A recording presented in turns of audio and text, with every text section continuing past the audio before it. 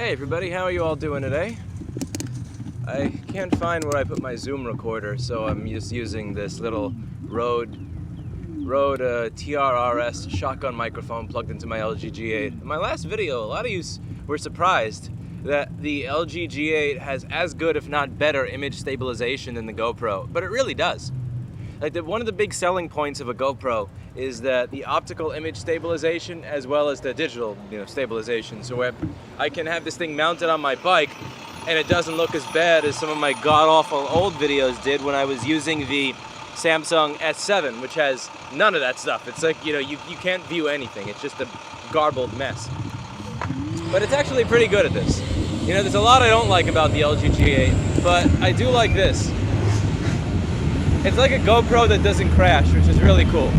So today what I wanted to discuss with you all was this question that I've been getting in my email a lot from employees of employers that it would be nice if you had a turn signal. Anyway, just saying, like turn signal. I know. Fucking people. There are employers that are trying to deduct people's government check from their salary. So let's say that you got a $1,200 check as a result of this new CARES Act and everything. What they're looking to do is ask, did you get anything under this program? And if you did, we are not going to pay you. So let's say you were expecting to get $2,000 that month, and they saw that you got $1,200 as a check, they would only pay you $800 because you got $1,200 of money. And what are my thoughts on this? Well, obviously the optics of this are really, really bad. Like that is just if you win a game of bingo and you get $100 because I don't know, you and your friends are playing gambling bingo. Does your employer then say, well, I heard that you won $100 last Friday, so I'm taking that off of your paycheck? That's not the way this works, and that's what it looks like. It looks like they are looking into matters that are not their business to decide how to pay you. And I understand why the businesses are doing that. If you have a business that has lost quite a bit of money as a result of the pandemic, then you're going to have to look for ways to save money in order to save your company. But that is really, in my opinion, the wrong way to go about doing it. Because what you're doing is you're not asking people, how can we make this work? You're just grabbing something that is seemingly theirs. The other criticism that I have of this is, does this work both ways? So let's say that let's say that they take the money that you get from the CARES Act out of your pay.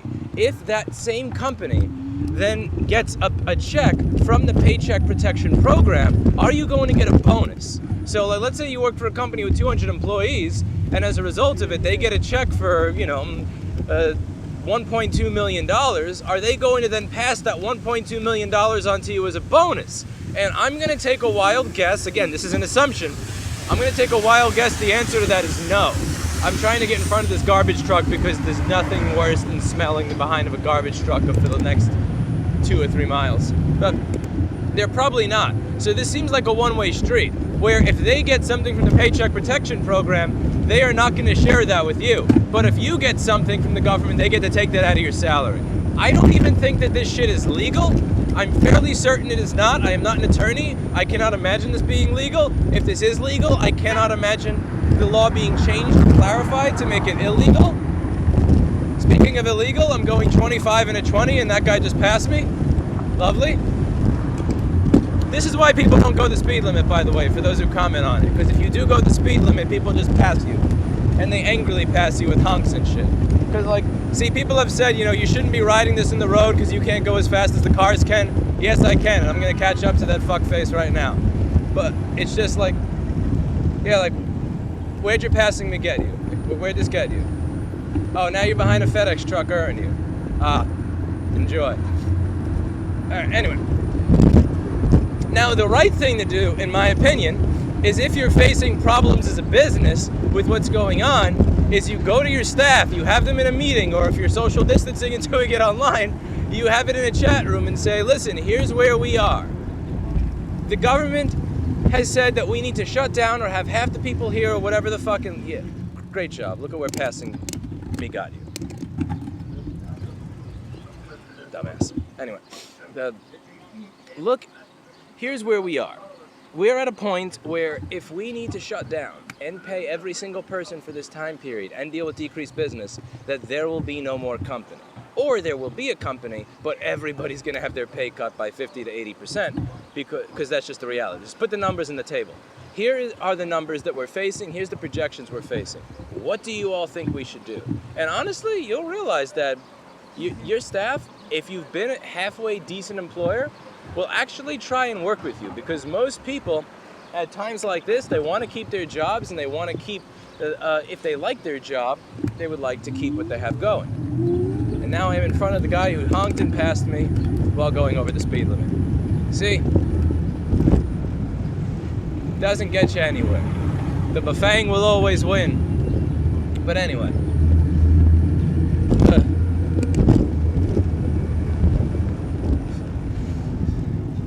And you got to think about that. If I'm going 25 and a 20 and somebody's able to pass me really, really quickly, you know they've got to be doing like 35, which is just asinine because there's school crossings here. Not to mention all the fucking jaywalkers, let's be honest. On Bedford and Lee Avenue in the Williamsburg area, non-stop jaywalking. But anyway. You just go to them and say, here's what I'm facing right now. What do you propose we do? And I sent this as a message in my own employee chat. I said, so the city has mandated 2 weeks of full paid sick leave, and that there's something like an additional like 6 weeks or more of paid family leave and all of that, and they've added additional things onto it. If everybody takes this all at the same time, and we have no income, there will be no business to come back to, and I'm looking to avoid that. What do you all propose we do? Because I don't want people who have family to take care of, or have elderly family members that they live with that they're afraid of transmitting something to, or immunodeficiencies to be concerned about getting a virus. But I'd also like to be able to employ you all when this is done. So what do you all recommend? And we actually got together and we worked shit out. And that's the thing, it's not going to be ideal. It's not going to be ideal. Somebody is going to hate me. Somebody's probably going to say, why does that person have less work to do than I do? Why is that person staying home when I'm not? Blah. It's never going to be perfect. It's never going to be perfect. It's a shit time. But if you take it into your own hands to decide what the sacrifice will be, people are going to be pissed off. Whereas if you give them the opportunity, if you just put it on the table and say, here's where the chips fall, here's the reality, what do you think we should do? You'll find that it's not going to work out great, but it's going to work out a lot better than it would work out if you take it upon yourself to say, I know you got that check from the government, so I'm just going to take that from you out of your pay. That's going to create a ridiculous amount of resentment, and you could have probably gotten a plan that works for everybody accomplished if you just laid it out to your staff and worked together. If I worked for a company, I'm just saying, I don't usually advise this kind of stuff, but if I worked for a company that said, I know that you got this relief check, so I'm going to take that out of your paycheck even though I have nothing to do with that, I would quit.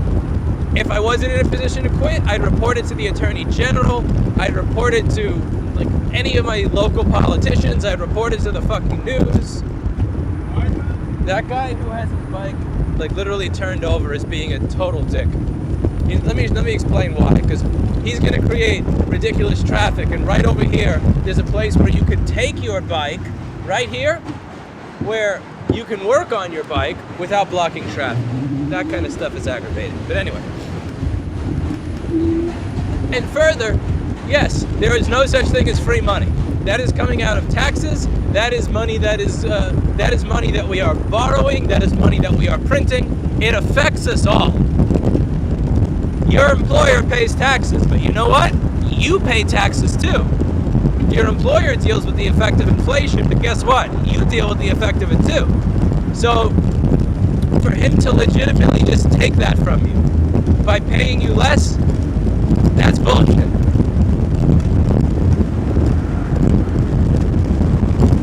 Especially if this is happening with a business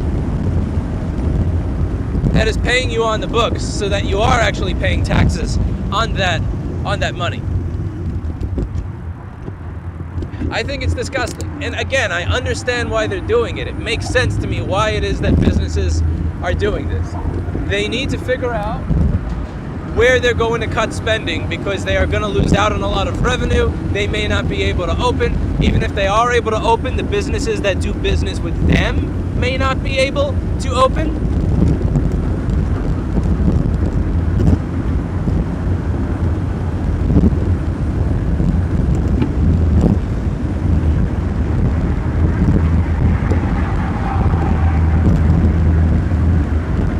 I'm just saying, if your workers have to get fucked, democratically figuring out how that fucking should be is going to be a lot better than you deciding it yourself as the CEO or as the boss.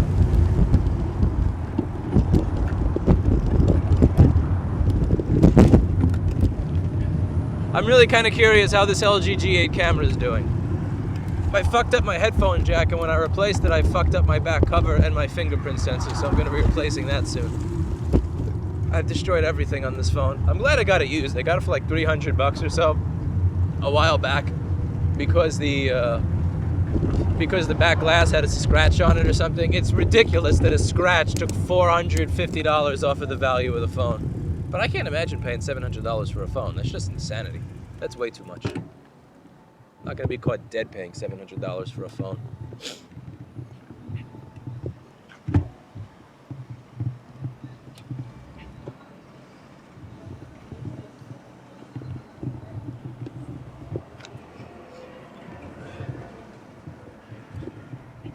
I'm kind of curious what you all think. If you're an employee of a company that's done this, how have you responded to it? I'm really curious in the comments. Like, what did you do? Did you bring it up with management? Did you bring it up with higher levels of executives? Did you just say, I refuse this and I quit if this happens? Did you take it on the chin because you have to because, you know, it's not like because you're not in a position to get another job right now and you need to put food on the table for your family, but you brought it up with a local politician or something? I'm kind of curious. Because I'm not an attorney. I have no legal knowledge regarding this matter, but I really find it hard to believe that something like that is actually legal.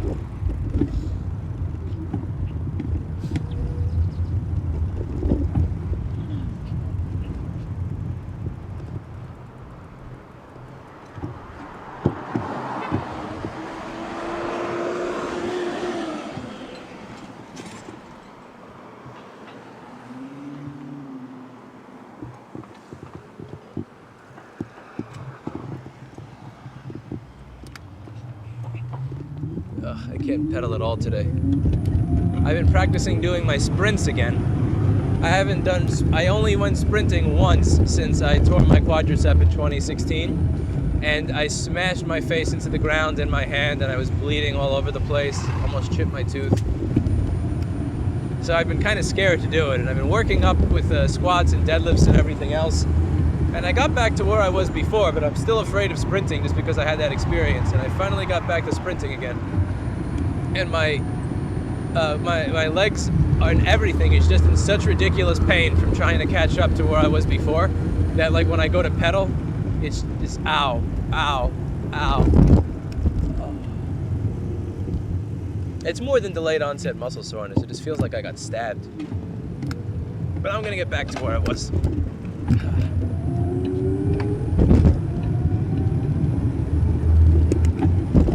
Alright, let's see how First Avenue looks.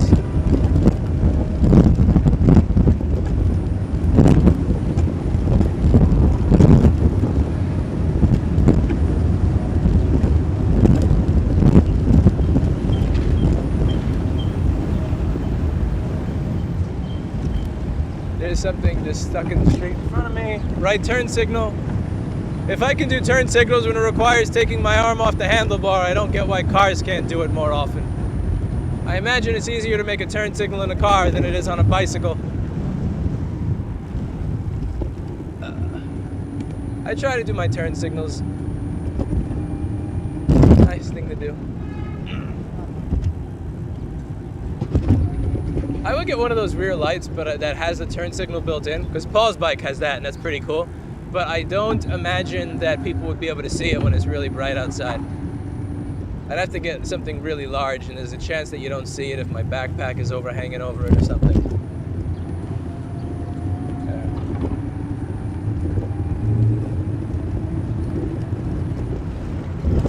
I can make a left here. This bike really kicks though. Like,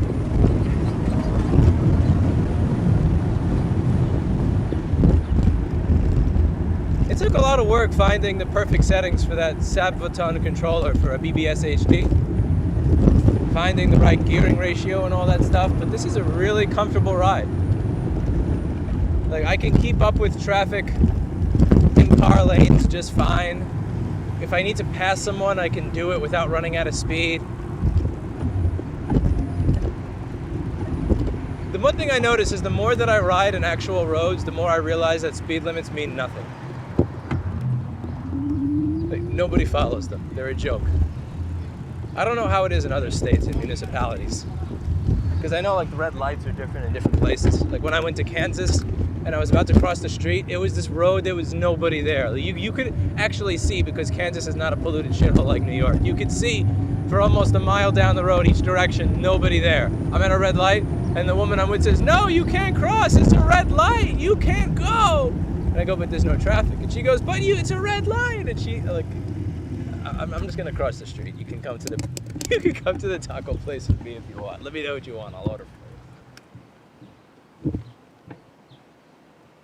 I've lived in New York for, at that point in my life, 25 years.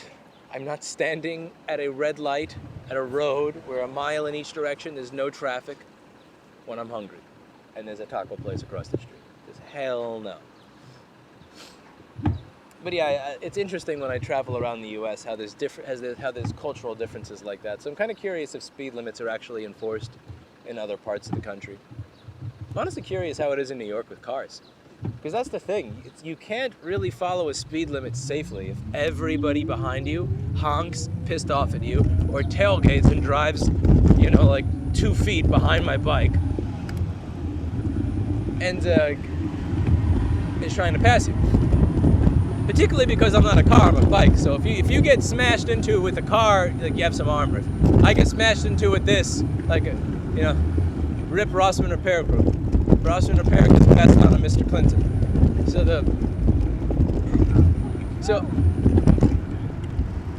So if someone is trying to pass me, it's a lot more dangerous than if I actually just go 5 or 10 miles an hour above the speed limit. Like, from a safety point of view, it's better for me to go 10 miles an hour above the speed limit and keep up with everybody than it is to actually go the speed limit, have a bunch of cars try to pass me on a very narrow road where there's an increased likelihood that they're going to hit my bike.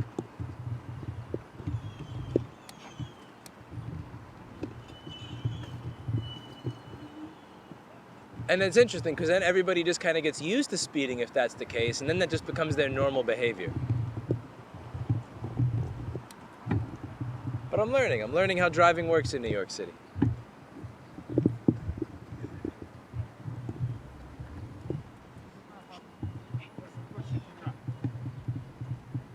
All right, it's time for vrooming.